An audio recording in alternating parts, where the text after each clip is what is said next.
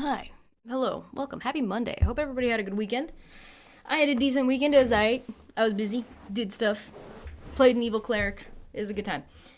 How are you? Welcome. I'm Chesh. I run Debate Hub and do lots of other things. But also, you seem to have found me on my Goober channel. Welcome, Goobers. Welcome, fellow Goobers. We're here for Goobin time. So, a couple housekeeping things, I guess. Uh, yes. I guess before we dive into like the worst possible outcome, this sucks. Dude, like it's 50 pages of pure horse shit. On the plus side, on the plus side, on the plus side, it's only 50 pages. The Temu Canadian watered down Project 2025 is not is not is not as long as the American Project 2025. So we got that going for us, which is that yeah, only 50 pages. Only 50 pages. Yeah, my current D&D character on my Sunday at home D&D game is a life cleric of Asmodeus. So he is lawful and he is evil, and it's a good time so far. Um, but before we totally dive into this, because we're gonna see how fast we go. If we're quick, then I'll probably just do it all in one go. If not, I'll do like today and tomorrow. We'll finish this off tomorrow, but we'll see how we go. There is a Carney doing is in what is this, East Bay? Yeah, Victoria. Yeah, he's in Victoria, BC. Um, and he's talking about stuff. And one of the clips that I've seen from this already is that he's he's saying that his government is going to open up 10 new conservation areas, including marine conservation areas, two marine ones. That's huge. That's insane. That's an amount that rivals undoing some of the damage that Prime Minister Harper did when he was like selling the off conservation areas to the prior Harper is the prior conservative government.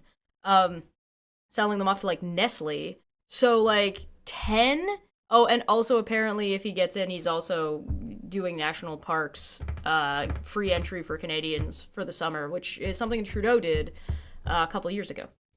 So that's cool. That's nice. We'll see if the provinces follow suit. We'll see what's going on. Hello, welcome. So we'll I want to watch some of Carney's speeches because we haven't really done that, and I want to compare and contrast them to some of Polyev's speeches. But that might be something that we do either later this week or next week or the week after soon. I want to do it before the election, so we might do it leading up to the election. That week might be a good week to do it, but alas, we're talking about the Conservative Party, and this is Polyev's party. This is the Conservative Party of Canada. This fucking guy who, oh yeah, this was the other housekeeping thing. Polyev stands by BC candidate called out for residential school posts. Aaron Gunn was criticized over posts that stated the residential school system did not constitute genocide. Okay, that's a problem. That's a big problem. So for anybody who doesn't know what the residential school issue in Canada is, it was the Canadian government sending First Nations people to these residential schools and taking them away from their families, and then in a lot of cases they were dying. It was like supposed to be like this big re-education thing, and it was all just, and they were all like churches.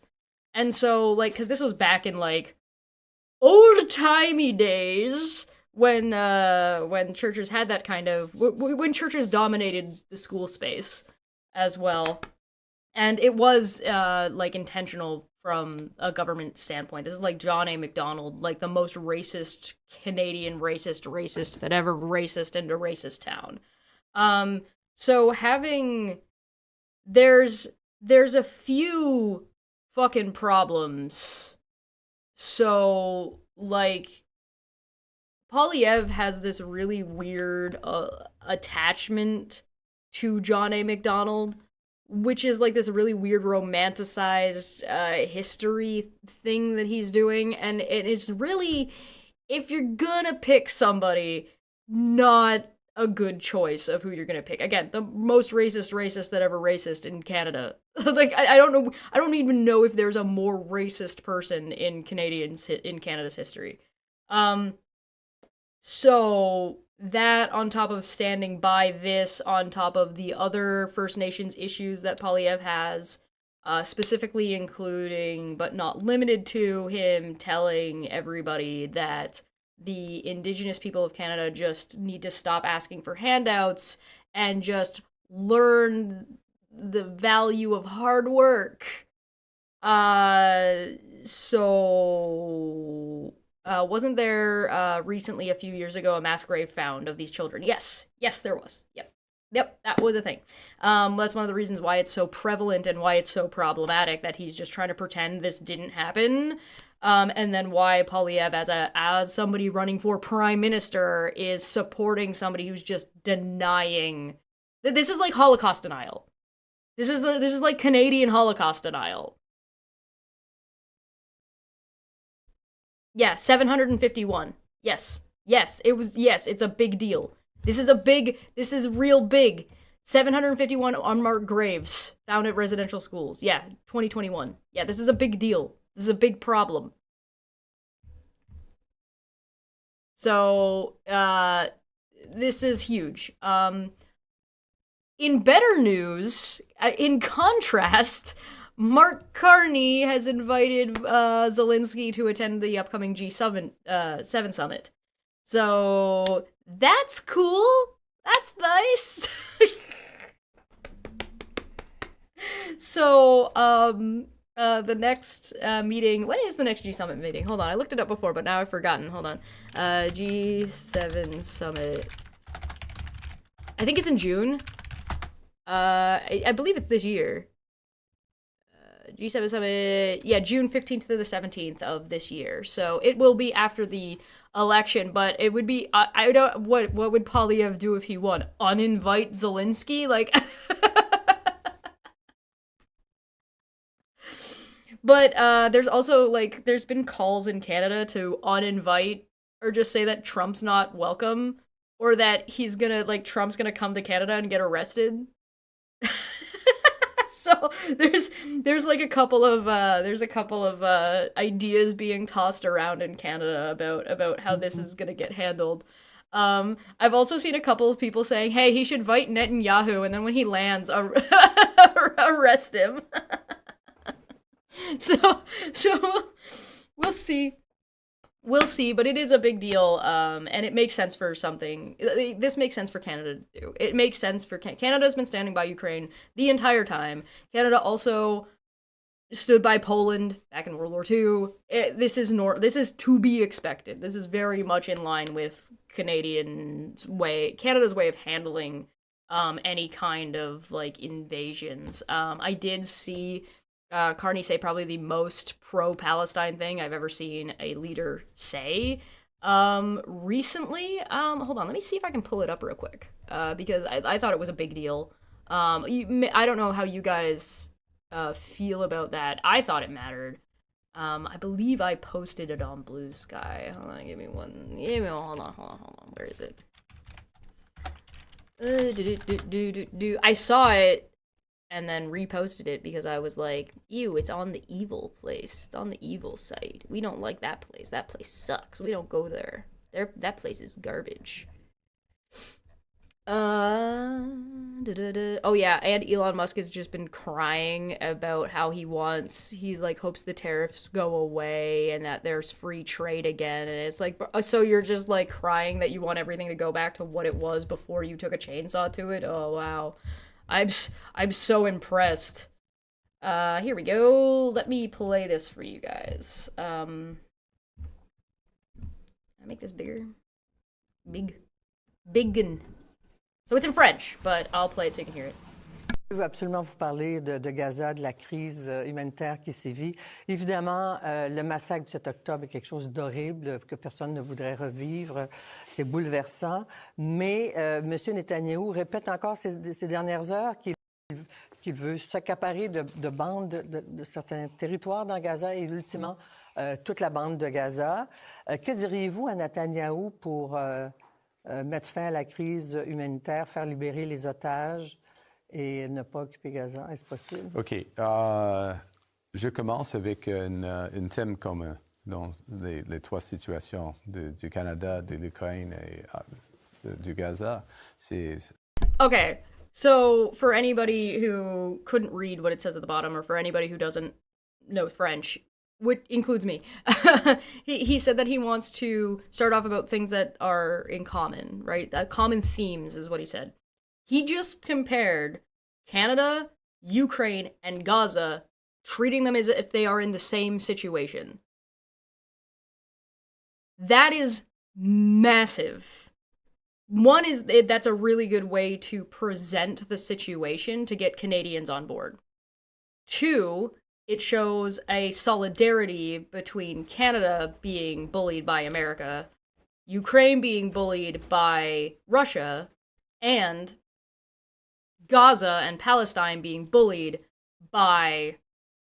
I'm still brushing up. I'm still working on it. Listen, shut up. Me being bullied by feline, they're all the same. Say it's Gaza being bullied by Israel. So it's by Netanyahu. And so, like, this is probably like I said, the most pro-Palestine thing I think I've ever seen a world leader say. So I'll put it back and let's let him continue. Je commence avec un thème commun dans les trois situations du Canada, de l'Ukraine et du Gaza.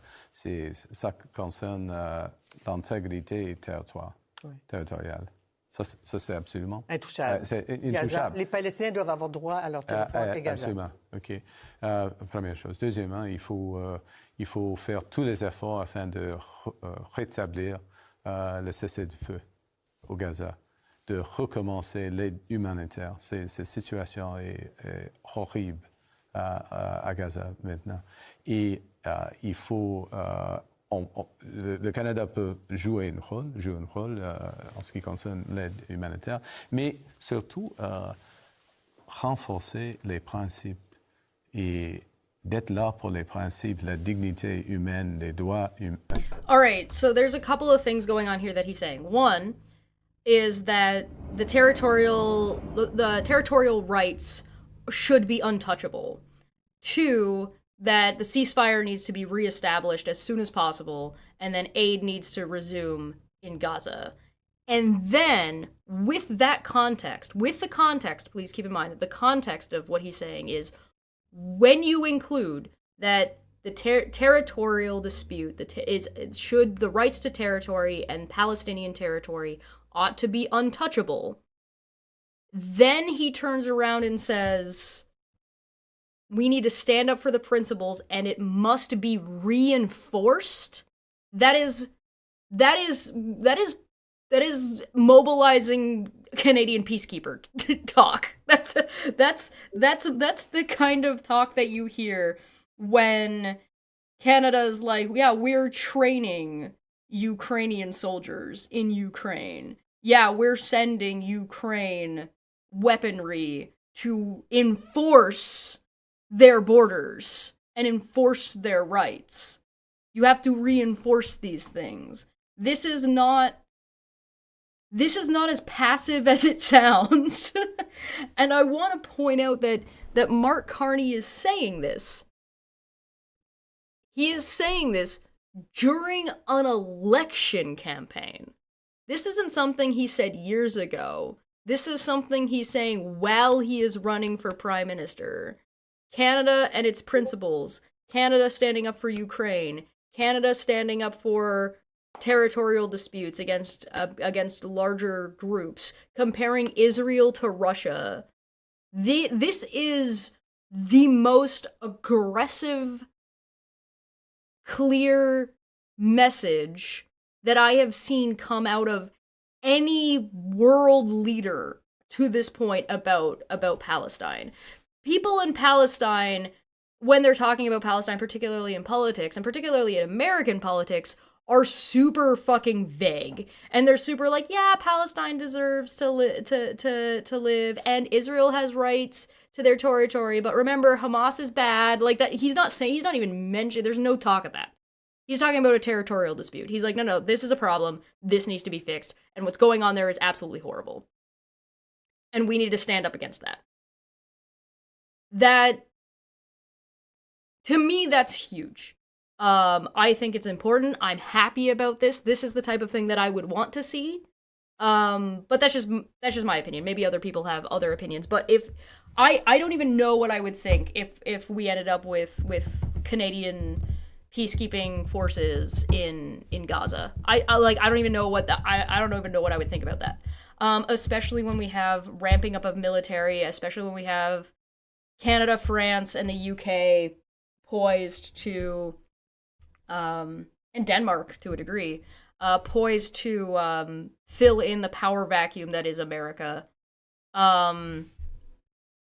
And you might end up seeing more than just if Canada's going to take this hard line of a stance, and we have a prime minister with over 200 seats, like basically with us, if he ends up winning the election, and he ends up winning with any of the projected numbers, and he ends up with basically what I would call a super majority, you're going to see like that. Especially when the G7 meeting, he's invited Zelensky, compared Palestine and Gaza to Ukraine, and the G7 is being hosted in Alberta. This is a power play and a half.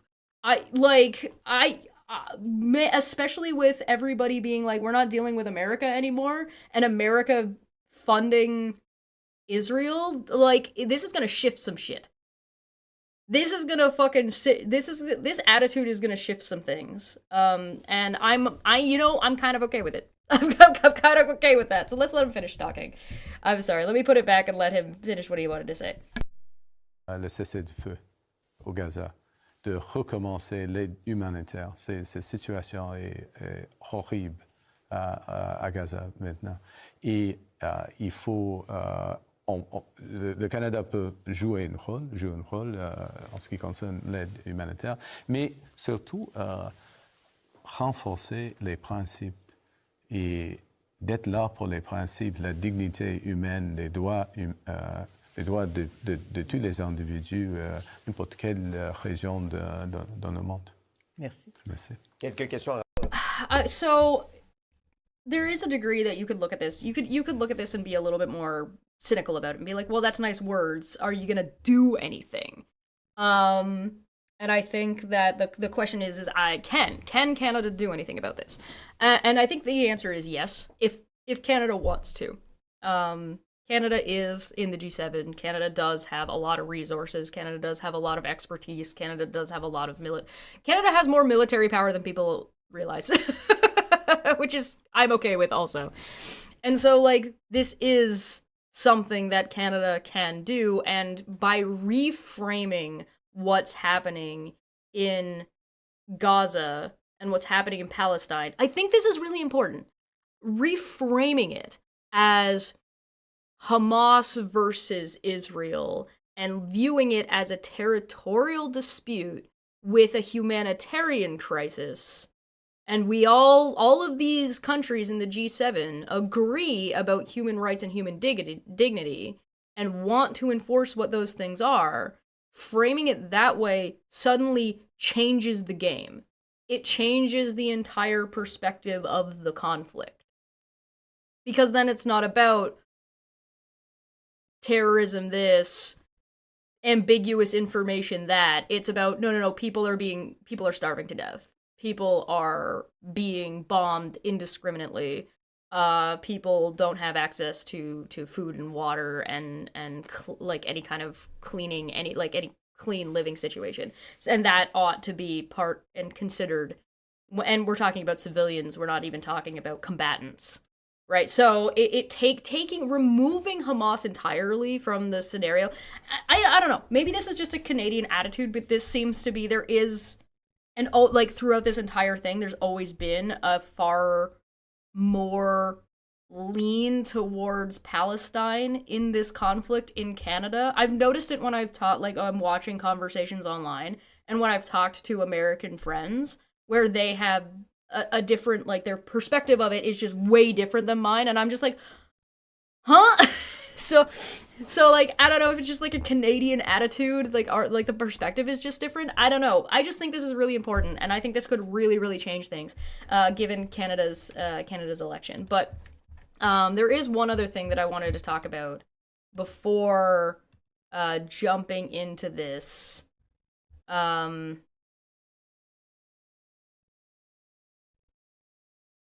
Oh yeah, November, Polyev silenced 16 conservative candidates who expressed support for housing accelerator fund investment in their communities. Well, I'll come back to that. Before we jump into this, I do have one other thing I want to talk about, and my unfinished jury for two that said, "Hail Nero, Chesh, and standing up to bullies, elbows up, motherfuckers, let's go!" Do not get Canada in a fighting mood. They're gonna break out the list. All right, so there's one other thing that I wanted to talk about, and it is, I wanted to highlight the differences really quick between our Conservative Party and our Liberal Party. So our right wing and our left wing, because what's happening in Canada right now is not unlike what was happening in America's last election, right? You had a left, you had what's supposed to be your left and your right. You had right-wing extremists on one side, and you had your Democrats trying to fight and push against that and get power and hold on to power, right? That's the same scenario. We have a right-wing extremist group that had gained popularity, was holding rallies, was campaigning 24/7, was backed by Russia, had a whole fucking convoy debacle. So, like, it's not unsimilar. It might be a little bit on a smaller scale. It might be a little bit like America's bigger than we are, population-wise. And so you have, like, but it is a very comparable scenario. But I think it's really, really, really, really important to look at the differences in the way Canadian politics has handled it and what the Canadian left wing and center left wing, because our Liberals are closer to center than they are, like, far left. They're left of center. And comparing it to what the Democrats in America did. And love them, hate them, doesn't matter. The main differences are ostensibly, like, you can one-to-one it, right? Hate campaign against Biden. Biden did some good things, did some bad things. He was fine, right? I think most people look at Biden and say, he was fine. He was clearly declining at the end, by the end of his presidency, but, like, his policies, the things he wanted to do, what he was able to do in office were fine, right? Trudeau, hate campaign. Some things he did people liked, some people things he did people didn't like. We had an election coming up. Biden had an election coming up. Our election was coming up this year. Our election was set for, like, later this year. It was supposed to be in, like, October, November. Before the year rolled into election year, Trudeau stepped down. He resigned as prime minister.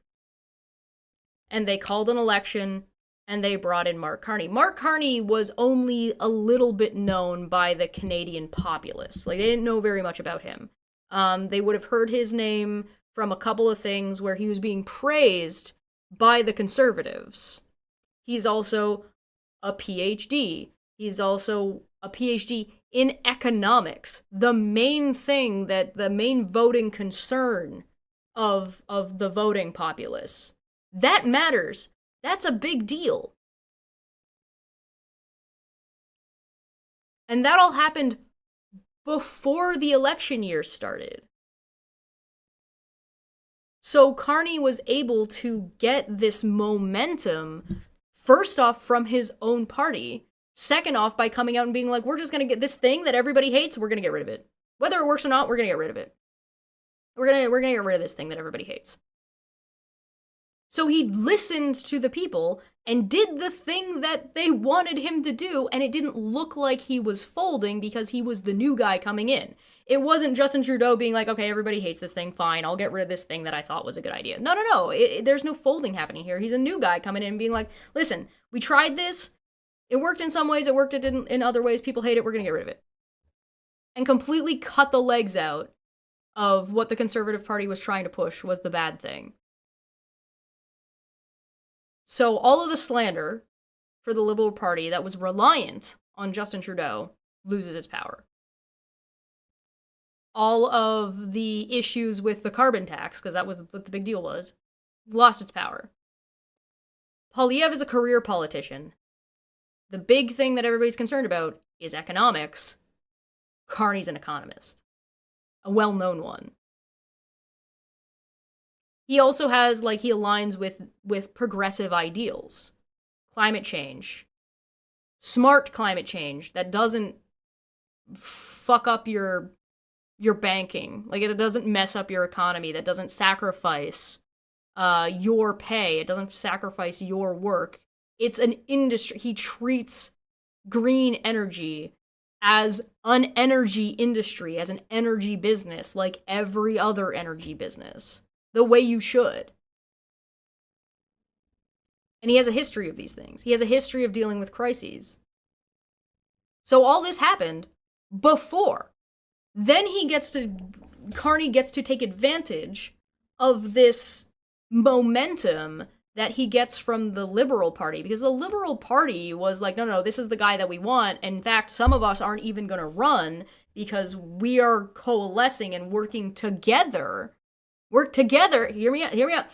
Our center-left party worked together and agreed that this was the guy that they wanted. And in doing so, all of the liberals were able to back him up and give him this running start, this momentum. Then he chooses to call the snap election when he does. He makes that choice. So suddenly now, well, he's climbing and he's in that position. He was in office for a couple of weeks and then he was like, time for an election. This motherfucker had a plan.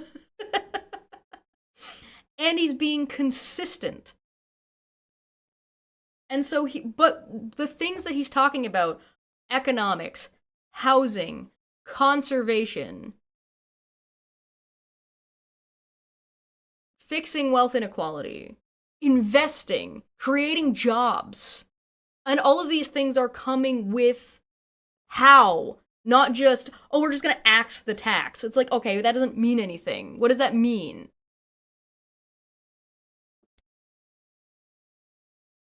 Right?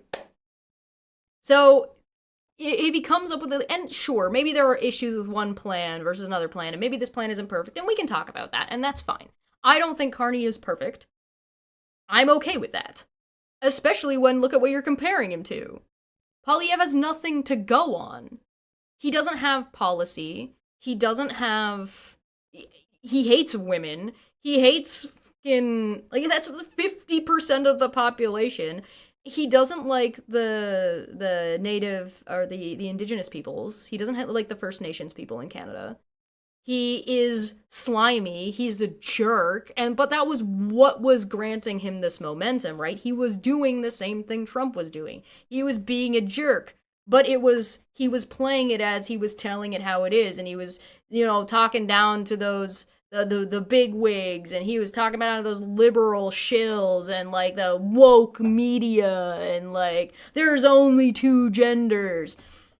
But instead of doing what America did and what the Democrats did, they went the other direction. They were like, no, fuck you.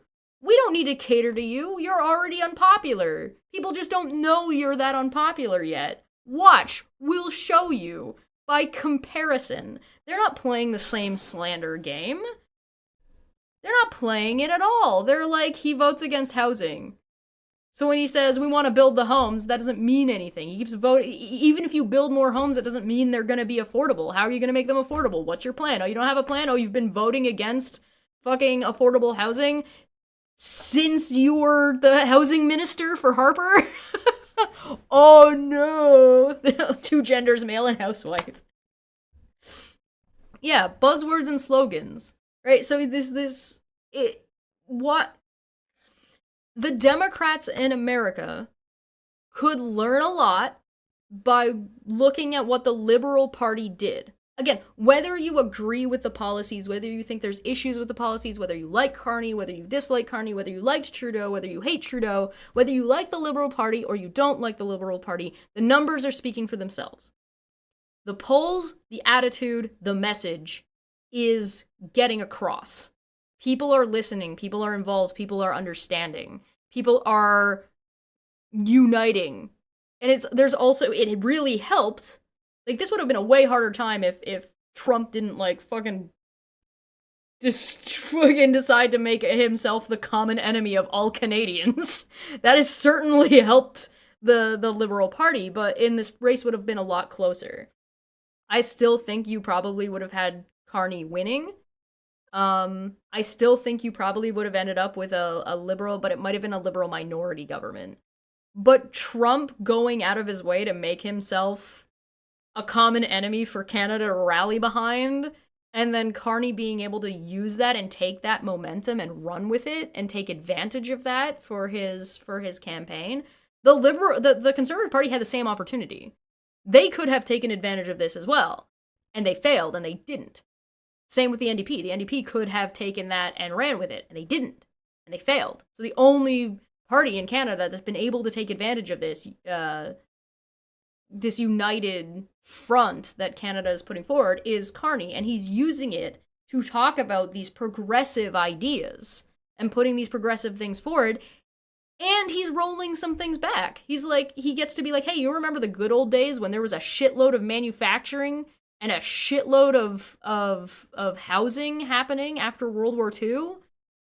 And it was when the government was the one doing the contracting? Yeah, we're going to do that again. It's going to make a bunch of jobs. It's going to make a bunch of, like, skilled labor jobs. We're going to go back into military and industrial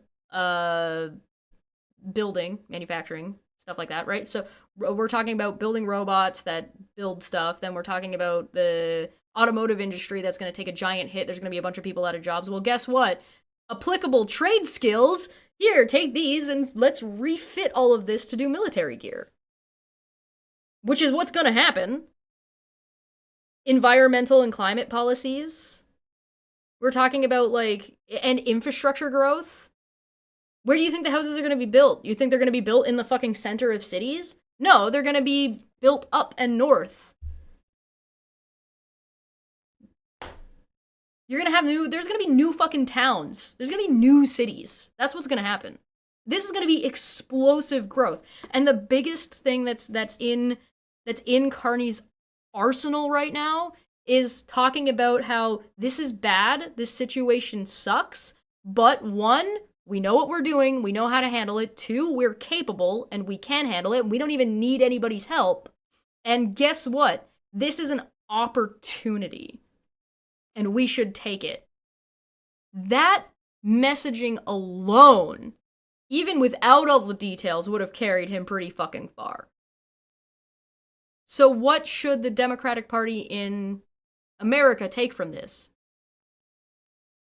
There are a lot of people who want and like progressive ideas.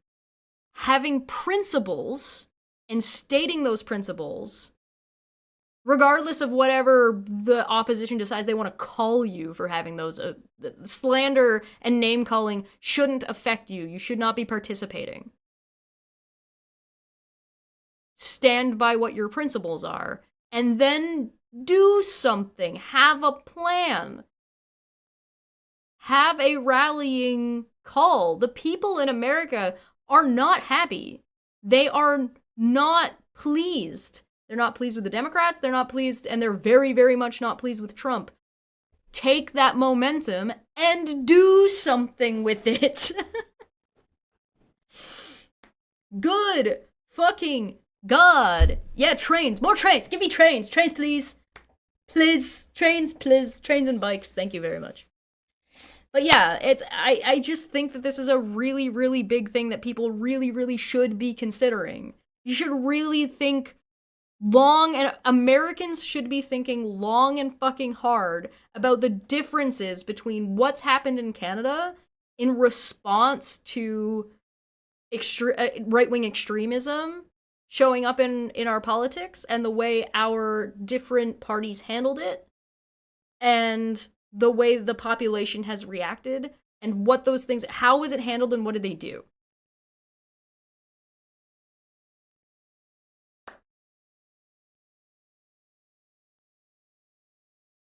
Please, I beg you, America, please consider the following. But yes, yeah, just not just bikes. Yeah, not just bikes is so cool. What's strong towns? Is that like a different one? The Dems would have to take an actual position. But yes, exactly, that's the thing. Yes, do that. I think throughout the years, the Democratic Party in America has just been afraid to take a position.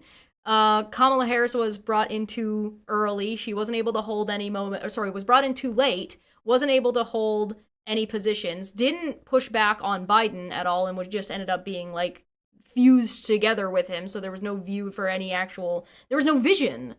The vision was not Orange Man. Not Orange Man isn't a fucking policy. That's not a rallying cry. It doesn't work.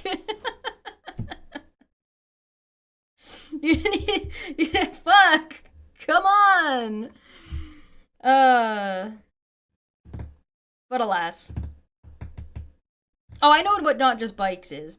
But they were inspired by strong towns. That's cool. I'll definitely check that out. But alas, we should jump into. Meanwhile, well, Carney is talking about. Oh yeah, one of the other announcements that he made, from the clips that I've seen, is he's talking about these conservation areas, but he also talked about a bunch of in-city parks that they're putting forward. So yeah. One of the main issues for Kamala, in my opinion, was her capitulation, and she's just doing the same thing that the right wanted. Oh, here, do more borders. Oh, here, do this. Oh, here, do that. Give this, give that. And so it was just a lighter version of what the Republican Party was putting out with Trump.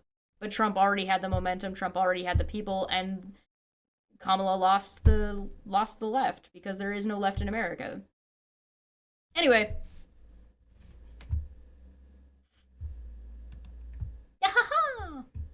Actually, you know what? Real quick before we do this, I'm gonna pee. I'll be back in 1 second.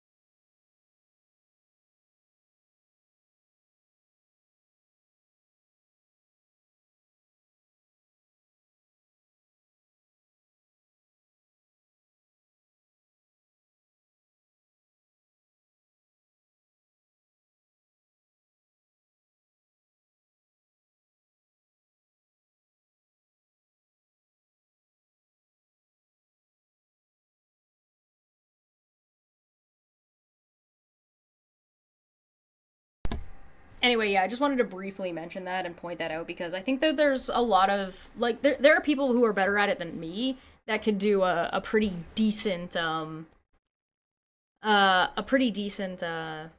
breakdown and comparison, and like maybe people will start doing that a little bit more after the election in Canada is over, and depending on what goes on. But we'll see. I really hope there are some people who take that one up. But alas. Yeah, Kamala had a lot of things working against her. Yeah, So this is Canada. This is Canadians Pierre Poilievre, mini Donald Trump, mini Northern Donald Trump. Uh, Conservative Party of Canada policy declaration. So this is just, there's a link to it in the description if you want to look at it yourself. Here's the PDF if you're interested. Yeah, it's only 50. It's way shorter. It's 50 pages. So we might do this in 2 streams. We might do this in 1 stream. I know I went on a whole diatribe, but I really, really wanted to point that out, and I hope like that spurs some conversation in comparing about how to navigate politics during like fucking crazy shit. Canada election night special. Yeah, that would be on the 28th, Monday. The last Monday of the month is our election day. We'll probably do that over on Debate Hub, so if you're interested, go check us out there. Military spending increase. Canada can open up the Northwest Passage. Perhaps. We'll see. That'd be big. That'd be huge. Huge. So yeah, let's take a look. Policy Declaration of Canada. As amended by the delegates to the National Convention September 9th, 2023. As consolidated by the National Policy Committee and approved by National Council. Table of contents, founding principles. The Conservative Party will be guided in its constitutional framework and its policy basis by the following principles. And there's role of government, government accountability, democratic reform, open federalism, fiscal, economic development, trade, transportation, environment, health, social policy, indigenous affairs, criminal justice, communications, celebrating Canada's diversity, Canadian heritage and culture, rural Canada, agriculture, fisheries, immigration and refugees, foreign affairs, national defense and security, strong democracy, ongoing policy development. So, by the way, you guys should just read this in your spare time. I'll end up looking at it later, but you should read this in your spare time. But Yahoo! Founding principles. Can I zoom in a little bit further? Yeah, we can go there. That works, right? You guys can see that. It might be cut off a little bit on the edge there. It's fine. All right, you guys ready? You guys ready? The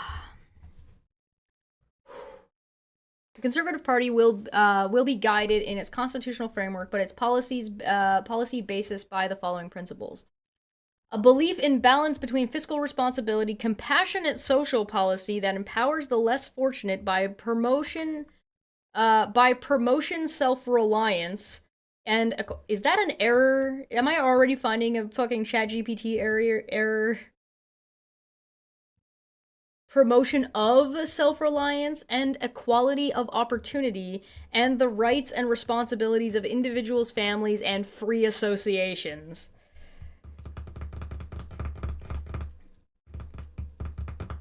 That's not a great start. Yeah, this is not a great start. Okay. The goal of building a national coalition of people who share these beliefs and who reflect the regional, cultural, and socio-economic diversity of Canada. The goal of developing this coalition, embracing our difference.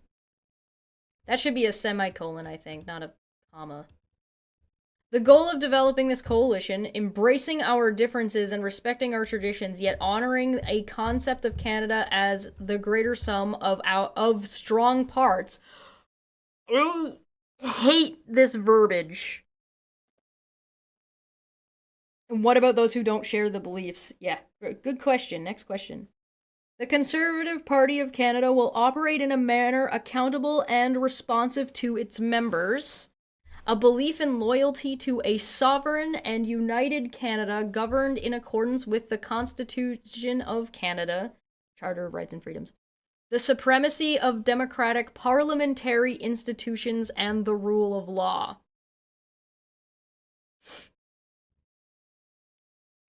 A belief in the value and dignity of all human life. A belief in the equality of all Canadians.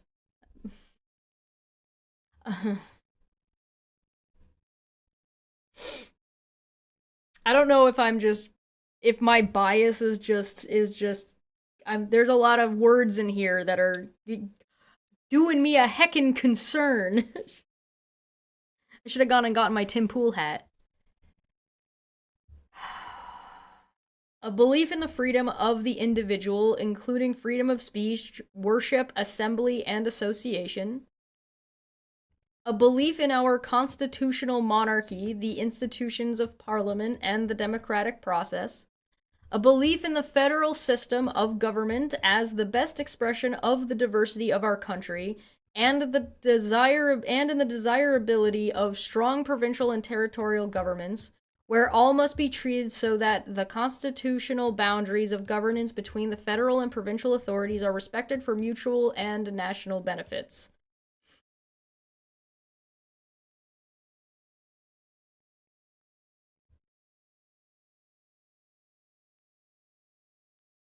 Okay, so if I'm understanding this, it means that they're happy with like the election process being what it is, right? Okay. I'll go. You know what? I'll put the goal on. Unleash. We shall make unleashing the spice available.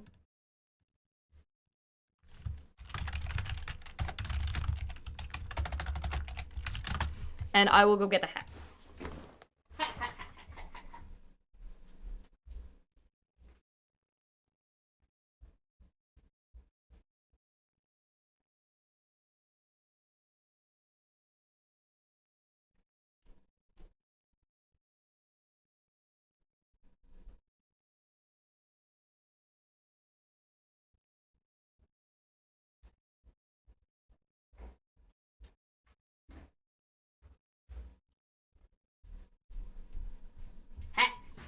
I've obtained hat.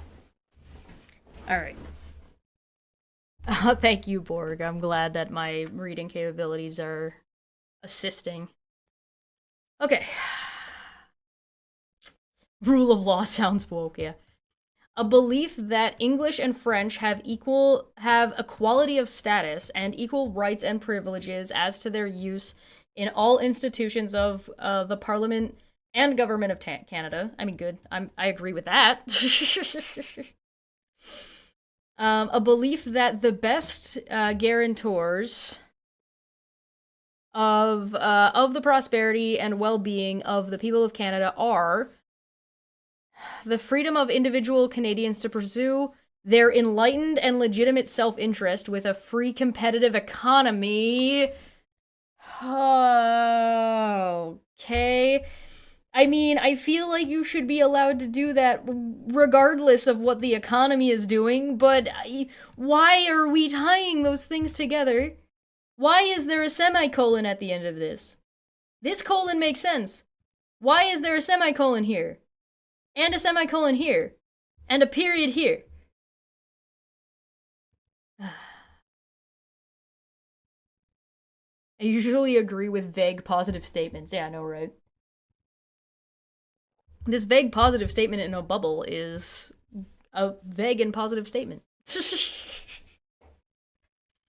The freedom of individual Canadians to enjoy the fruits of their labor to the greatest possible extent. I don't know what that means. The right to own property? What? What? What? Define free competitive economy, right? What about belief the First Nations have equality of status? No, only the French, I guess. What? A belief that a responsible government must be fiscally prudent and should be limited to those responsibilities which cannot be discharged reasonably by the individual or others. Okay, I want to point out real quick that Canada's recessions and Canada's like the people who spend the most and when Canada has like a bigger deficit is when the Conservatives are. I'm pulling this number off the top of my head, so the exact number might not be correct, but if I'm remembering correctly, Harper ended his long term as prime minister in office as the conservative leader ended with like 130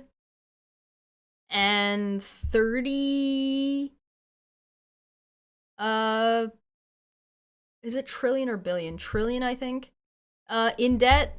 And Trudeau resigned. When Trudeau resigned, he was sitting at about 68 trillion. So we're talking like magnitudes of trillions of dollars in debt dealt with by Trudeau, and they still point to him to being like, he spent too much money. Like, I fucking hate these people. It's the worst. Jack for Two said, elbows up and spice up. Let's go. Let's go. Dave McGinnis for 1 Canadian. Thank you very much, Dave. Good to see you. Thanks for stopping by. A belief that it is responsibility of individuals to provide for themselves, their families, and their dependents while recognizing that government must respond to those who require assistance and compassion. I don't... I hate... The wording in this is, like, triggering something in my... I'm triggered! I'm a triggered lefty! Ah! Oh my god. I don't know... Maybe it's because I read Project 2025 and I'm like, I know what all this means. And I'm like, oh no. I need a haircut. That's what I need.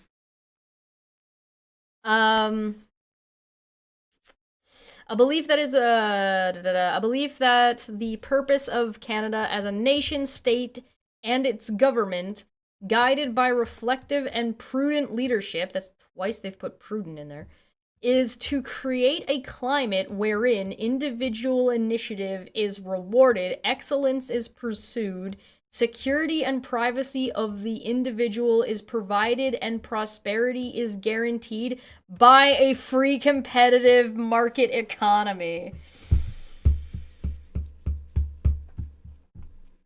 Oh, just throwing loonies. Yeah. Ding, ding, ding. I wish I had a loony on me. That would have been great. It's billions, not trillions. Oh, thank you, Landon. Thank you for the correction. Billions, not trillions. Thank you. I couldn't remember which one it was, but yeah, it's a massive difference. A belief that Canada should continue its strong heritage of national defense, supporting a well-armed military, honoring those who serve, and promoting our history and traditions. Okay. Here's the thing that I'm going to take issue with that I think needs to be pointed out. The Freedom Convoy, the one that was backed by the Conservative Party, the one where Pierre Poilievre went to go give them coffee and donuts, and he said out loud in pressers that he supported them, said that out loud, who were carrying around Nazi flags and fuck Canada flags, desecrated the grave of the unmarked soldier, or the grave of the grave of the unknown soldier in Ottawa, which is a big monument to all of the Canadian soldiers who died in World War II, whose bodies we do not know or have. Then, they also desecrated the Terry Fox statue. You know, the guy who, the guy with the leg who was running across Canada from east to west for medical research. That guy? Yeah, both of these things were desecrated.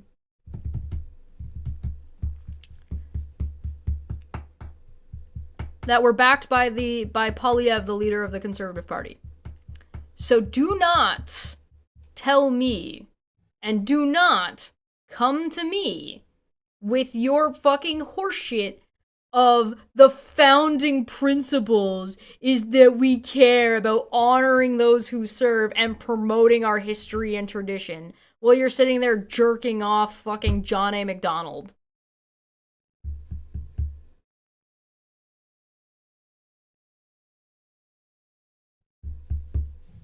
Like, absolutely fucking not. Like, absolutely fucking not. Alright, let me take a look at what this is. What is this? Fraser Research Bulletin examining federal debt by Canada Prime Minister since the Federation 2022. Oh, bro, this is great. All right, well, I'll have to go through this another time, but like, look at this. Johnny McDonald, time in office. Yeah. There's Harper. That's cool. Oh, it's got graphs. Look how pretty it is. Yahoo! That's awesome. All right. Anyway. Yeah, so don't come to me with your fascist Nazi flags and desecrating fucking well-known war heroes and social heroes and heroes for medical research and tell me you care about honoring those who serve and you promote the history and traditions, especially when you also you pick and choose which history and which traditions. Again, you'll notice the First Nations were left out of the right to equal rights. They listed France, like they listed the Quebecois, but not the First Nation people. Yeah, this is bullshit. This is probably this is just them spitting in your face. A belief that the quality of the environment is a vital part of our heritage to be protected by each generation for the next. Sure. A belief that Canada should accept its obligations among the nations of the world. Okay, what do you think those obligations are? I'd be curious to know. A belief that Canadian jurisdiction extends beyond the coastline to include the internationally recognized regions of the Territorial Sea, Exclusive Economic Zone, EEZ, and the Continental Shelf. A belief that good and responsible government is attentive to the people it represents and consists of members who at all times conduct themselves in an ethical manner and displaying integrity, honesty, and concern for the interests of all? Is that why you're standing by the genocide denial guy? Are you serious right now? Again, I would like to point out this was posted and like put together in 2023, and it's currently 2025. Are we talking about we're talking about concerns and best interests for all and ethical when you talk about women's biological clocks? Pierre Polyev, you fucking creep. Ew, he's so gross. He gives me the ick. He's so icky. Waiting for the US to be renamed. This is South Canada. Goodness gracious me. Truck protesters funded by Putin via crypto coin number laundering via money mules depositing into crowdfunding sites that would make even the company blush. Yeah, no, absolutely. Absolutely. And then after it was quote unquote taken care of, Trudeau enacted an emergency provision and froze people's bank accounts and listed these people as terrorists, and a bunch of them went to jail and stuff. One of them was recently just one of the jailings recently just came out a couple of weeks ago, and the Conservative Party and other Russian talking heads tried to say that Trudeau did something illegal. And they did do a brief investigation to make sure everything followed the rules, and there was never any charges, and there was never anything dealt out, so go figure, it was all bullshit. So, a belief that all Canadians should have reasonable access to quality healthcare regardless of their ability to pay. What? What do you mean regardless of their ability to pay? You're already in Canada, you're already paying for your healthcare. It's part of your taxes. You're already paying for it. So what do you mean regardless of their ability to pay? What are you talking about? And what does reasonable access mean? It should just be access. Why is there a caveat of the word reason? What is unreasonable access to healthcare? I would immediately fucking question. I'd love to know, what is unreasonable access to quality healthcare? Because is there reasonable access to poor quality healthcare?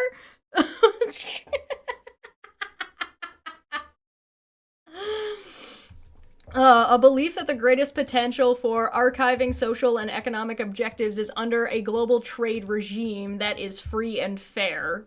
Whatever. Okay, policy declaration of the Conservative Party of Canada. A, role of government. The role of government. The Conservative Party believes the role of government is to protect the lives and property of its citizens, ensure equality of opportunity, foster an environment where individuals and private initiatives can prosper, ensure the security of our nation's borders and the safety of our citizens at home and abroad. I mean, I feel like that's this over again, but more specific, I guess. Provide services to Canadians that cannot be provided more efficiently and effectively by individuals or by the private sector. Oh no. Oh no. Maintain and enhance national infrastructure. Government accountability. Ministerial accountability. A fundamental component of parliamentary government is ministerial accountability to Parliament. The Conservative Party is determined to enforce parliamentary principles of government accountability. We believe that ministers should continue to have authority and be accountable for the policies they implement and the administrative actions of their departments. I mean, isn't that the thing that's already happening? Like, isn't that already... is that not what is already the case? Like, am I wrong? Am I misunderstanding something?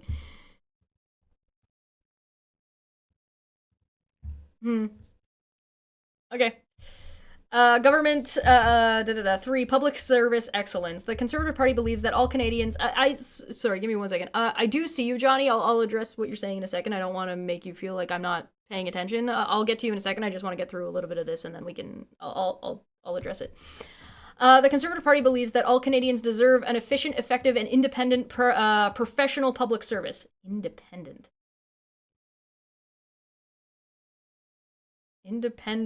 public...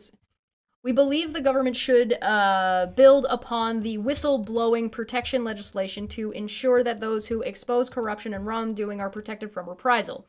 We continue to support any measures which enhance public service effectiveness and accountability. Guys, they're going to find all the waste and fraud. We believe that public service benefits and pensions should be comparable to those of similar employees in the private sector. Sure. Yeah, I would argue that they should be better, in my opinion. You should want government jobs to be attractive to people so you can get the best people. So I would probably say that you would actually want it to be better rather than similar, but okay. And to the extent that they are not, they should be made comparable to such private sector benefits and pensions in future contract negotiations.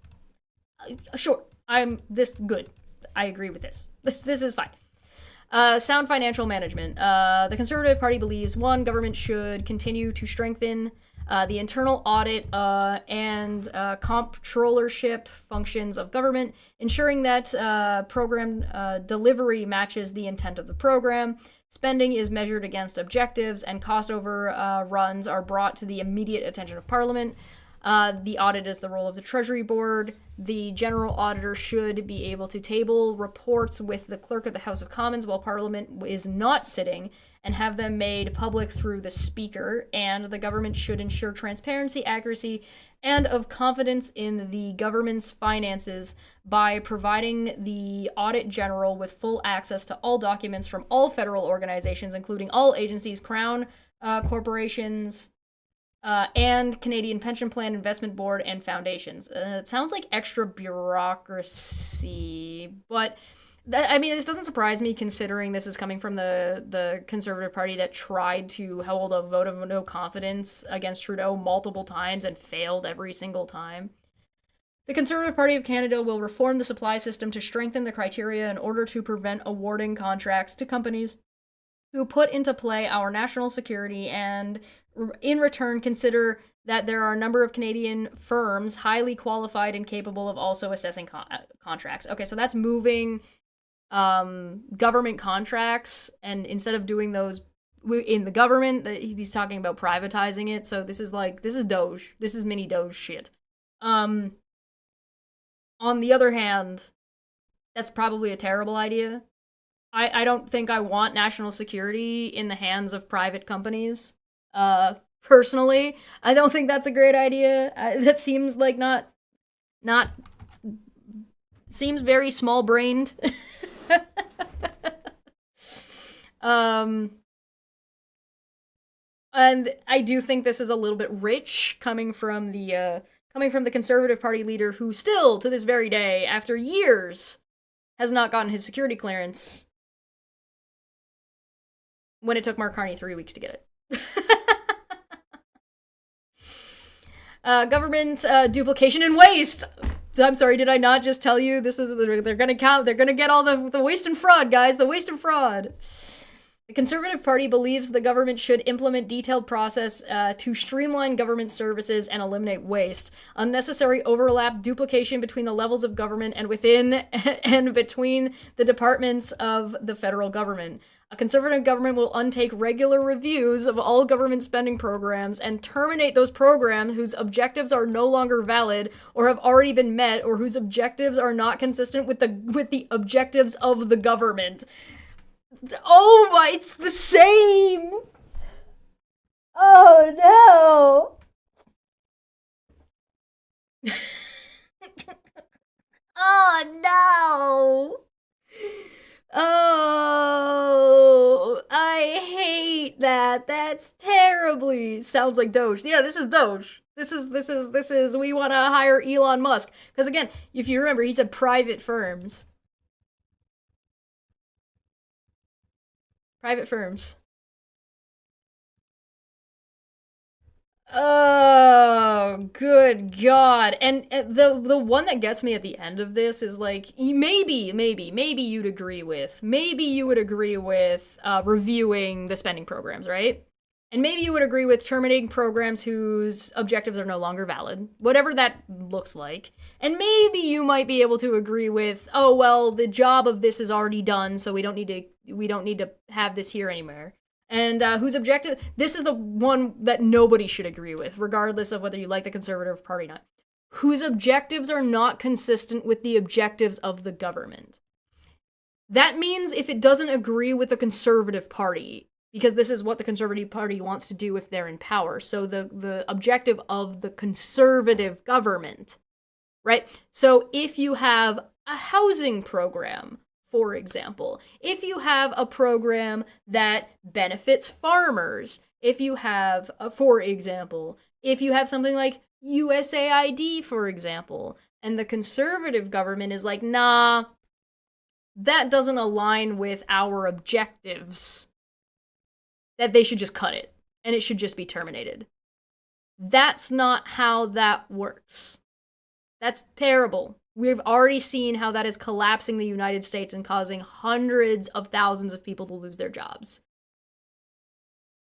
So I don't entirely agree with the ones that came before this, but anybody should just disagree with this. This is a terrible idea. And even if we didn't have an example directly south of us in the meth lab downstairs, empowering the ethics commissioner. The Conservative Party believes in empowering the ethics commissioner with more punitive options for repeat offenders of the Conflict of Interest Act as it applies to MPs and senators to ensure compliance. Are you serious? Conflicts of interest. The Conservative Party is going to pretend that, like, fucking they are not a massive walking conflict of interest. Oh, good God. All right. Yikes. I don't. Oh, this is providing more power to the government to make sweeping things that they do not require due process for. That's what this is. Access to information. The Conservative Party advocates regular independent reviews of Canada's access to information system, making it world-class, open, timely, and accountable with greater automatic enforcement, including mandatory penalties payable by any institution subject to the, quote, Access to Information Act for breach of statutory deadlines or complaints upheld by the Office of Information Commissioner. So, if, for example, if the conservative government said, we want the information and a review done by the forestry department of New Brunswick, and they say you have 60 days, and then New Brunswick says that's gonna take longer than 60 days. Too bad, the robot's gonna charge you when the 60 days rolls over. With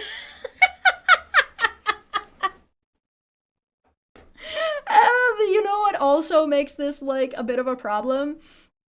Statutory deadlines sometimes are not met due to the sensitivity of information. So it takes longer to go through information that is classified. So this is like talking about ways to fuck with like the RCMP. Fiscal transparency. Okay.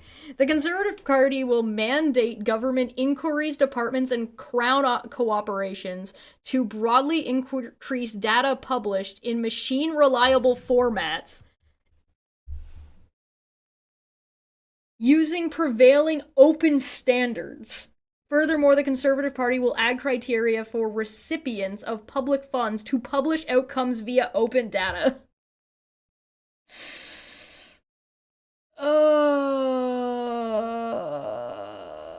Well, congratulations, Johnny. Men don't compete in women's sports, so problem solved. All right, let's take a look at what Johnny has to say.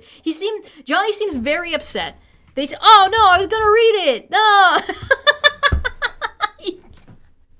You got right when I was fucking gonna get to him. That's okay. He just got a timeout. It's fine. I can see them. I can see the comments. It's fine. You're good. You're good.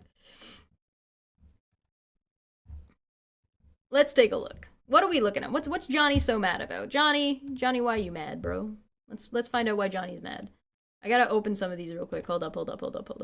Let's see. Where I'm gonna scroll up by like a minute or two. Let's see. Let's see what obvious troll is obviously upset about. Why are you so mad, bro? Why are you so mad? CBC gets $1.8 billion if we're gonna talk subsidies. Meanwhile, they fire hundreds and pay $18 million in bonuses. Okay. I mean, Carney's already talking about giving more money to the CBC, so I'm okay with that. If you want to talk about corruption in media, I did a video about Chatham Asset Management, and I would recommend you take a look at that. So I think that's something I've already covered. Let's see, what do we got here? Pierre takes photos with thousands. Are we talking about crowd sizes? You're never gonna beat the mini-me Donald Trump accusations. He does talk about crowd sizes. Right now, actually, if you take a look at, again, I wasn't gonna talk about this one today, but I will reference it. Pierre Poilievre's messaging and where he's coming out to talk to people where he's doing media appearances, his press releases are so tailored, and the questions are pre-screened, and who's allowed to be there to record, that his team are allegedly physically laying hands on reporters and people who live in the area to force them out of the space. So if you want to talk about that, you're gonna have to address things like this. And there are multiple reports of this. You're also going to have to talk about how Poilievre has been silencing other conservatives because he's an authoritarian. And being, like, really problematic in that regard. Let's see. None of this stuff is woke. We'd rather not turn our politics and our discussions of politics into culture war. So if you want to have a culture war, you're more than welcome, but we're just not doing that here. Do some education on socialism and corporate handouts for agriculture. They are not apples to apples. Okay, it sounds like you're talking about two different things and saying these two different things aren't the same thing, and I would agree with you. Emergency Act is illegal was found in the Supreme Court, so bouncy castles and flags over 2 weeks in detrimental, yet you say 1.5 years of Palestine is condoned. What? That's just not a sentence. What are you talking about? The Emergency Act isn't illegal. Are you saying that the usage of the act was illegal? Really? Where are the charges? You have a citation for that one. Get further if this was not based on her woke, uneducated opinion and hatred for the conservatives. Yeah, I hate Nazis and I hate right-wing extremism. And I don't like culture politics. And then they said they were leaving. And then they said, as a fellow Canadian, until they came back, trying to help you guys wake up. I thought you didn't like woke. You can't say we hate woke and then tell everybody to wake up. What are you talking about? It's fun. CBC Global, CTV, Toronto Star, National Post, Globe and Mail, all left wing. That's incorrect.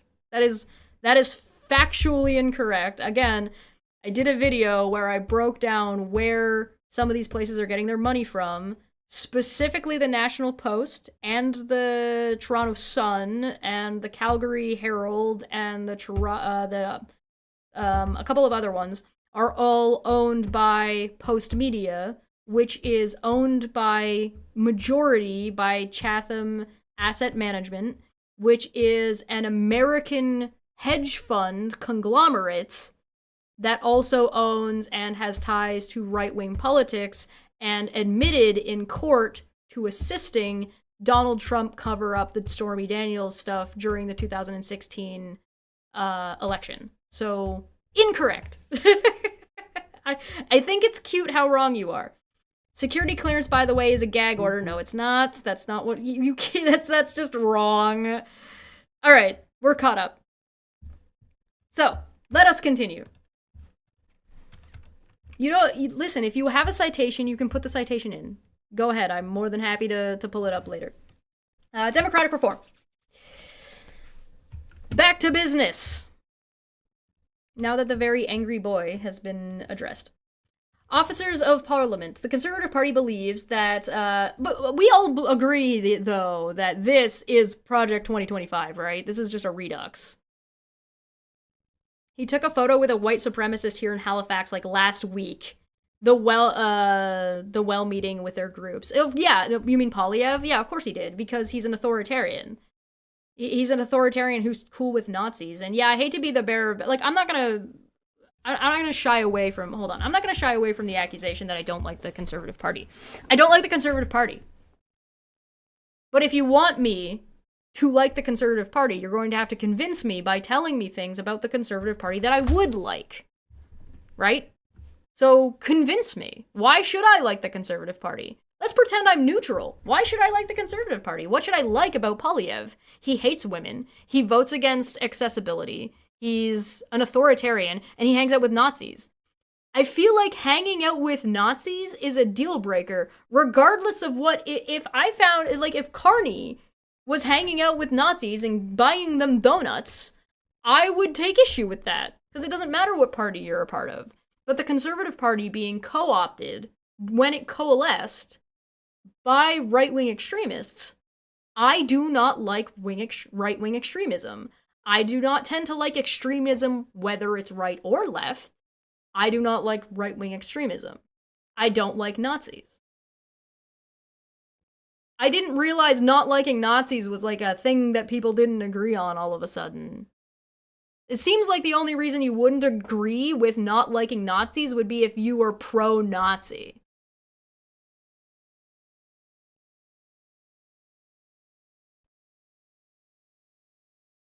I like how the citation is Google it.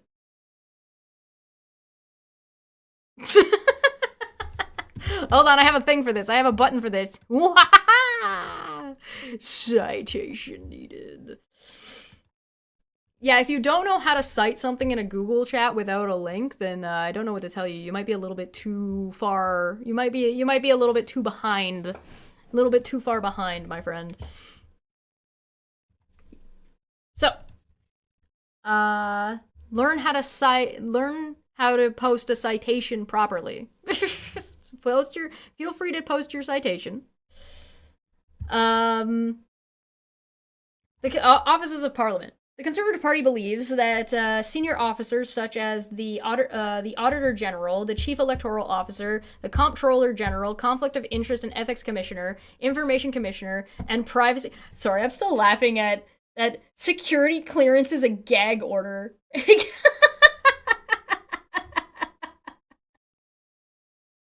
That's really stupid. Privacy Commissioner should be appointed by Parliament and report to it. Free votes. Conservative Party believes in restoring. Restoring?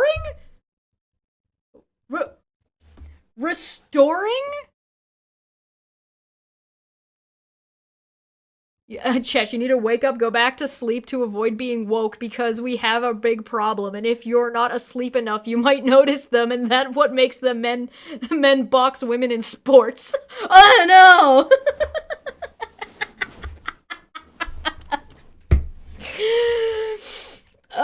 It seems that Canadian-style libertarians are just as cowardly and selfish as those in the United States that suffer from libertarian political malaise. Yeah.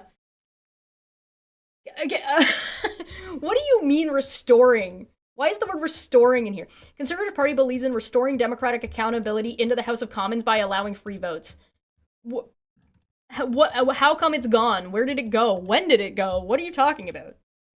All votes should be free except for the budget, main estimates, and core government initiatives.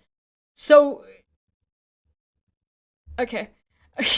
On issue of moral conscience, such as abortion, the definition of marriage, and euthanasia, the Conservative Party acknowledges the diversity of deeply held personal conviction among individual party members and the right of members of Parliament to adopt positions in consultation with their constituents and to vote freely. Okay, that's a problem. This is a problem. This is a problem for a couple of reasons. One, marriage being just between a man and a woman, or gay marriage, has been codified, like our version of codified. It is a federal law that gay marriage is legal, and it has been for at least a decade, if not longer than that. I think it's been longer than a decade, but at least a decade. So the fact that the Conservatives are even bringing it up is a problem, as something that, as if it can be voted against, because they're trying to say, oh, you should be able to vote freely based on your personal convictions and your constituents, as if you would be, because you can't vote on this anymore. This is done. We did this. We made this decision. It's a right. Gay people are allowed to get married. So even implying that you need the freedom to vote about something that's already been established in federal law is fucking nuts. Same with euthanasia, and same with abortion. Abortion has been legal in Canada for a long time. Same-sex marriage was around 20 years ago. Jesus Christ!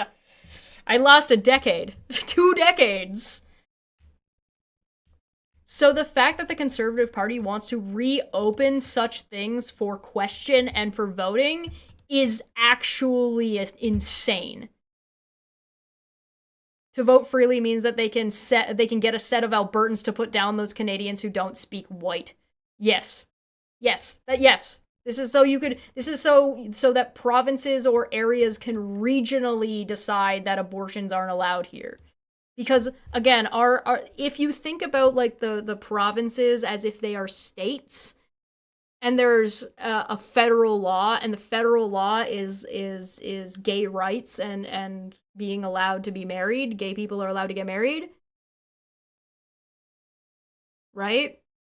This is suggesting that the members of Parliament, which are the MPs, which would be like your Danielle Smith, your Doug Ford, your Charlie Angus, your members of Parliament are allowed to have separate votes and ignore the federal ruling.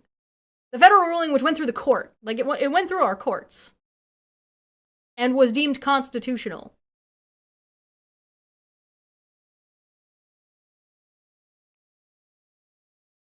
So trying to suggest that an area could limit access to healthcare, limit access to freedoms and rights, to marriage and abortion and euthanasia is authoritarian nonsense. Absolute horseshit. Like, this is unthinkable. That's not how anything fucking works. And even suggesting that it ought to work that way is insane. But yeah, voting for the Conservative Party is going to be... Remember earlier when they said, oh, access to reasonable health care. Is this the unreasonable health care?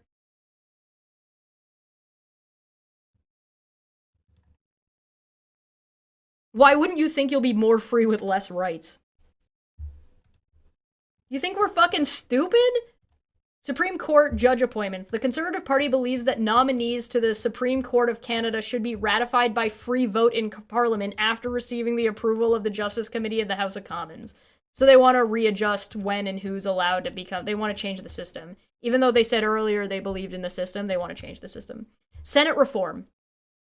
The Conservative Party supports the election of senators. The Conservative Party believes in an equal Senate to address the uneven distribution of Canada's population and to provide a balance to safeguard regional interests.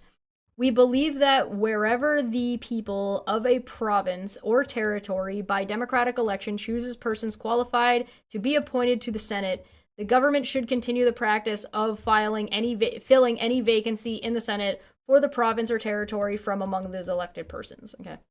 Electoral reform. Conservative Party believes the discussion of possible changes to the electoral system is valuable in a healthy democracy. So if they deem it unhealthy, then they can just be like, nah. In reviewing options for electoral reform, we believe the government should not endorse any new electoral system that will weaken the link between members of parliament and their constituents. So, ranked choice voting. That will create unimaginably large ridings or will strengthen the control of the party's machinery over the individual members of parliament. So yeah, they don't want ranked choice voting. They don't want to change the they don't want to change the votes, even though everybody is like, hey, we need to change this. Woke Chesh equals pro-trans, pro-trans, pro-trains. Yo, trans trains! Let's go! I'm on board! Choo-choo, motherfucker! Oh, I can't help but notice on the failure that our one angry little boy decided that they were not only unable to find a citation, but had nothing of value to contribute to the discussion, and had no reason that anybody should vote for the Conservative Party. Yay! Good job, little propaganda shill. Very good job. I appreciate your attempt. Pro-trains, trans, trams, and trolls. And no tolls. Oh, God. All right. A national referendum must be held prior to implementing any future electoral reform proposal. What? Is that currently the way it works? There should be no additional public funding of federal political parties beyond that presently contained in the Electorals Canada Act. Okay, so interestingly enough, there's been talk of changing this, of putting a limit cap.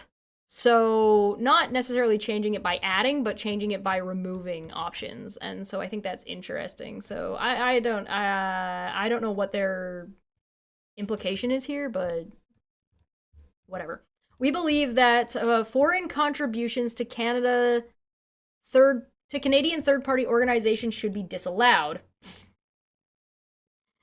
The Elections Canada Act should be amended to prohibit third parties from accepting foreign funding for domestic political activity, prevent third-party collaboration during election campaigns, and include stiffer penalties for rule breakers. Why is there no period at the end?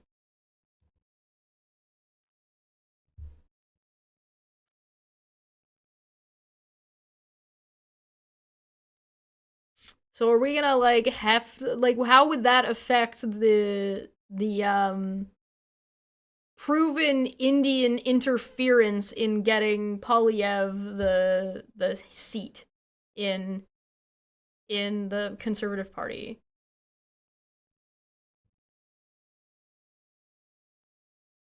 This also specifies during the election campaigns.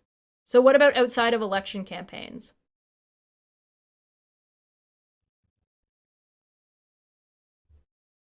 Independent judiciary. The Conservative Party believes that an independent judiciary is a vital safeguard to the freedom of Canadians against the exercise of arbitrary power by the state. Sure, yeah. 15. Wow, good, thanks. Good job, guys.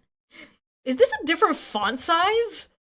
Good God, this thing is equally as much of a mess. Parliament and courts and the Charter. The Conservative Party believes that Parliament, rather than the courts, is the law-making body of Canada.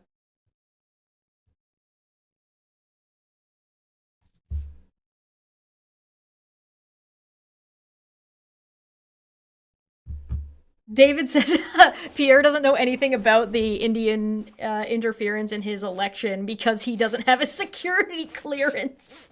This is true. The Conservative Party believes that Parliament, rather than the courts, is the law-making body of Canada. That's almost distilled to the point of dishonesty. The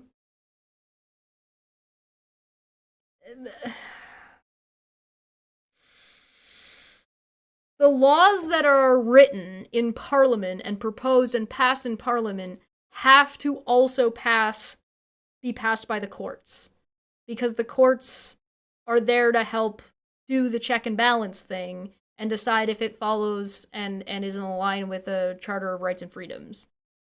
So, like, for example, if the Conservative Party were to get a supermajority and the Conservative Party were to say gay rights and gay marriage isn't allowed anymore, we're changing the federal law and saying that we're getting rid of that in federal government and we're leaving it up to the provinces to hold votes to decide, make their decision within their jurisdictions as they see fit, then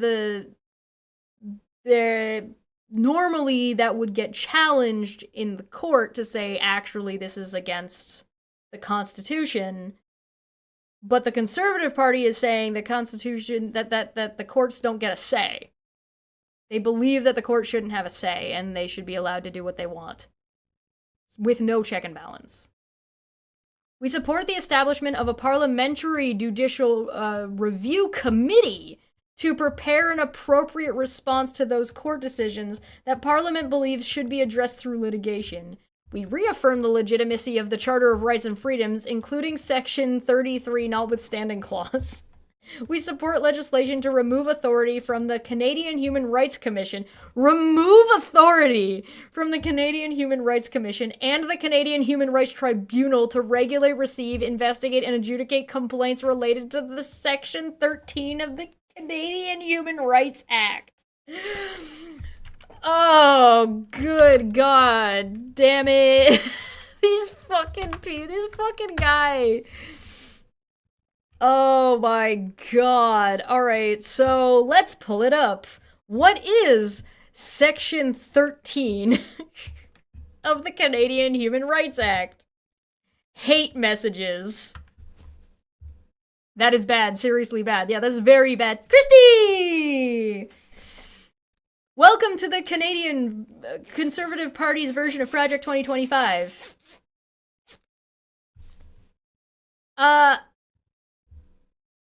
It is a discriminatory practice for a person or a group of persons acting in concert to communicate telephonically or to cause to be so communicated repeatedly or in whole, in part, by means of the facilities of a telecommunications undertaking with the legislative authority of Parliament, any matter that is likely to expose a person or persons or to hatred or contempt by reason of the fact that the person or those persons are identifiable on the basis of a prohibited ground of discrimination.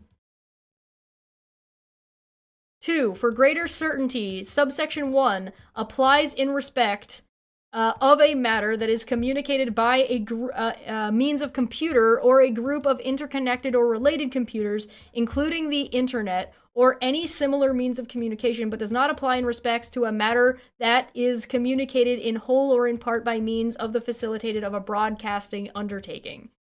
Interpretation. For the purposes of this section, no owner or operator of a telecommunication undertaking communicates or causes to be communicated any matter described in subsection 1 by reason or only that the facilities of a telecommunication undertaking owned or operated by that person are used by other persons of the transmission of that matter. This is hate speech. This is talking about harassment and hate speech. Hi, Honest Red. My brother in Christ. Remove authority from the Human Rights Commission and the Human Rights Tribunal to regulate, receive, investigate, or adjudicate complaints related to Section 13 of the Canadian Human Rights Act.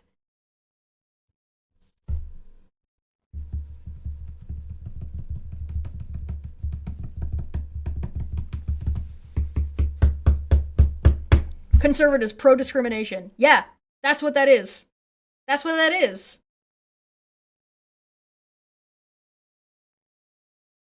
Is it still Jordan Peterson doesn't like? Yeah, it's one of the ones that Jordan Peterson doesn't like. Yeah. Bill C-16 is his specific one was Bill C-16. But this is was put in the charter.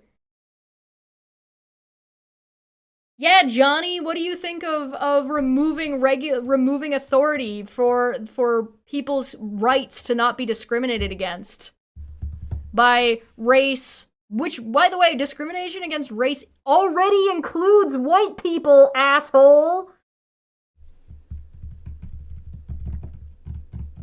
Race, religion, creed, nationality, sexual orientation, and sexual identity. Those are the 6 off the top of my head.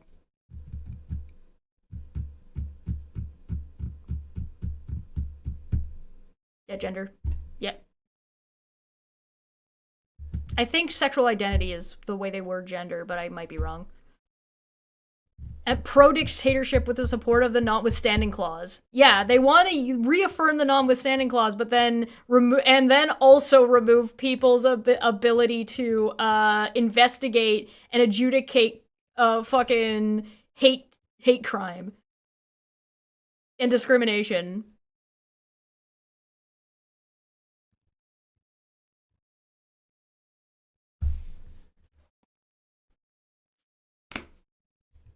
Oh, we made it almost 15 pages out of 50.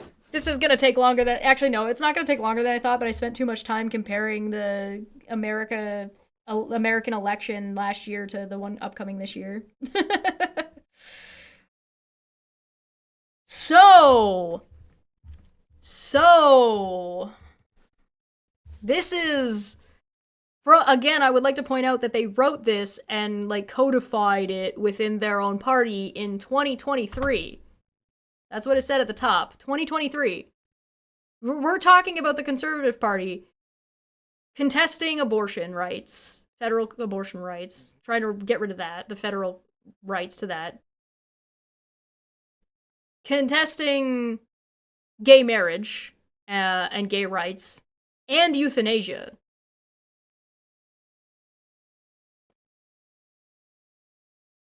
They broke already at least half of it. And internally inconsistent. Of course it's internally inconsistent.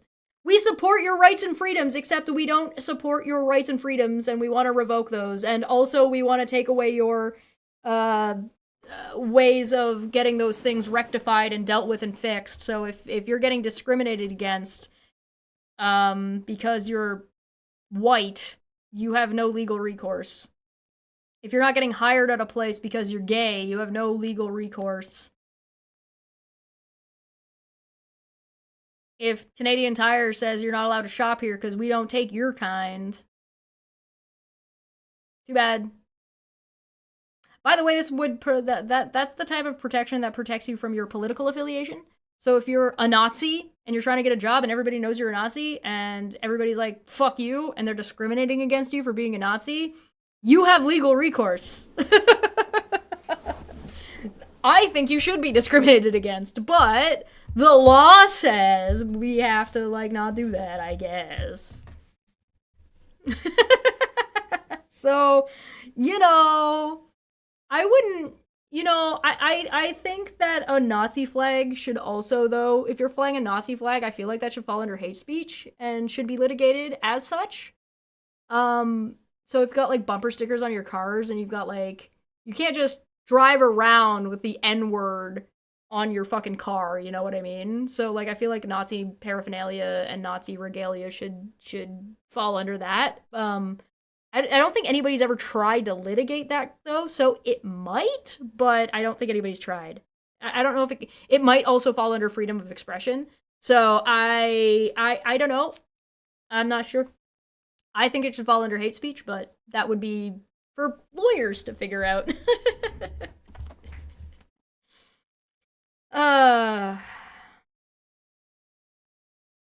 My stepfather is all for gay rights. He says, and I quote, they deserve to be just as miserable as the rest of us. Aww. Political opinion is not an immutable characteristic, so 100% should be discriminated against. Well, that's a discussion for sure. Yeah, no, Smitty's right. That would also apply to religion. I think that there does need to be a little bit of, like, if your religion is positing hate speech, that should be applicable, right? So if you want to go around and say, hey, Jesus loves everybody, you're fine. But if you want to go around and say, Jesus hates gay people, that's hate speech. Right? So good luck, though. Good luck adjudicating that. Because you could also argue that that's, like, your opinion, man. So it's a hard one to juggle. It's a hard one to juggle. I, for one, as a Canadian, like our hate speech laws. I like that we have better and more consistent and more powerful freedom of speech and expression than America does, because it has regulations. Because that there are rules, which means that those rules can be enforced, which means those regulations can be enforced, which actually means that if your freedom of speech is being infringed upon or you're being harassed, you have those protections, you have those rights, and you have those freedoms, and there is recourse for you. You just don't have to accept abuse. So, and without those regulations, like what America has, without those regulations, you're not protected, not nearly in the same way. Jeebus doesn't hate anything. He died over 2,000 years ago. Well, you know. Well, you know, that's just like your opinion, man. You don't know. Were you there?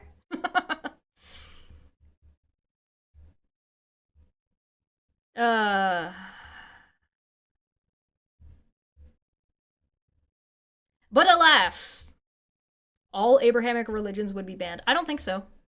No, I think I don't think that. I think there's a lot of religious groups that interpret the Abrahamic religions and the Bible in a way that allows them and excuses their hatred of groups, but that direct readings do not entail hatred. Like, they don't say you have to.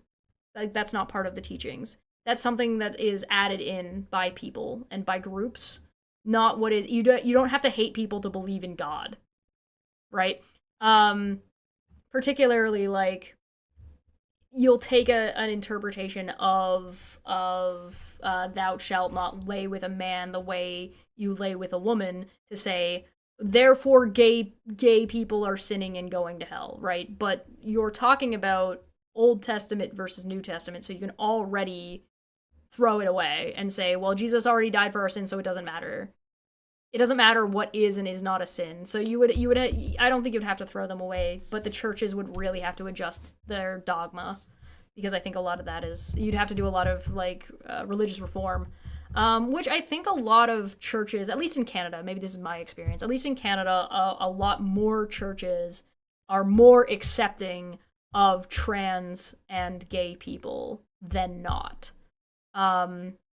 It certainly seems that the ratio in Canada is far better than what you find in America. So,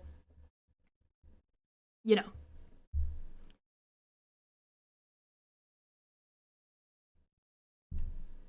No, Smitty, that's not it.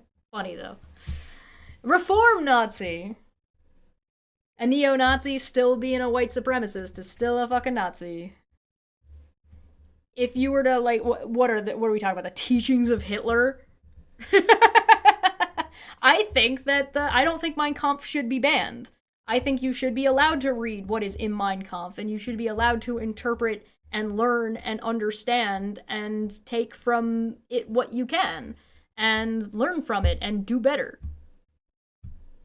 I don't think removing Mein Kampf would do anything. But I think if you want to make a religious organization around Mein Kampf and you're preaching Jews bad white supremacy, that's hate speech. If you read it and form a religion around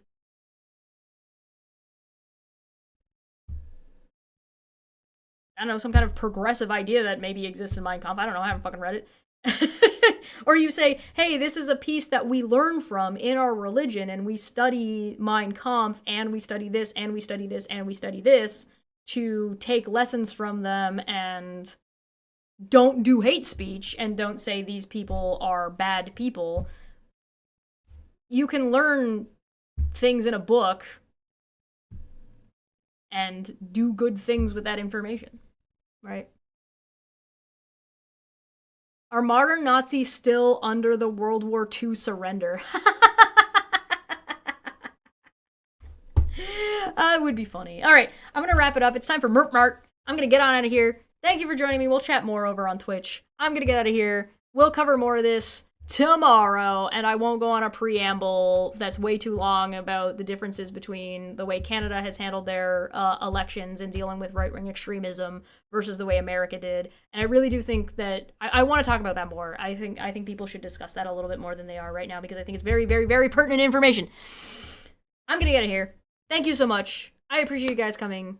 I'm gonna see you guys tomorrow, and also there's a bunch of Debate Hub coming up, so join us for that. Wednesday is Sam and Matt coming back to talk to us about how evil marketing is. We'll see you soon. Bye-bye.